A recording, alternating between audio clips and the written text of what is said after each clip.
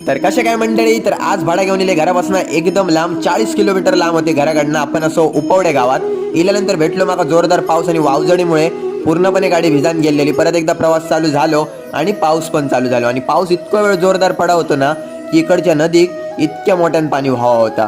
तरी पुढे गेल्यानंतर थोडं खडखड रस्तो भेटलो, कारण ह्याच पुलाचं काम ना हाली झालेला होता आणि पोचले दुकानवाडच्या बाजारात.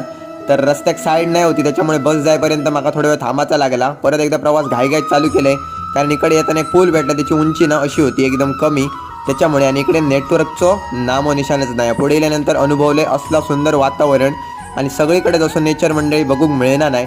मागच्या वेळी पण कमेंट होती परत एकदा हळदीच्या नेररात गेलंस ना तर नक्की दाखव. तर हळदीच्या नेरूरमधला कोण असलात तर कमेंट करून नक्की सांगा. आणखीन थोडं रस्तो पार केल्यानंतर आपणाक भेटता सगळ्यांच्या श्रद्धेचा ठिकाण, ता म्हणजे सिद्ध महादेवाचे केरवडे. आणि ह्या ठिकाणी कोण योग नसताला असा मंडळी होऊचाच नाही. तर त्याच्यानंतर परत एकदा प्रवास कंटिन्यू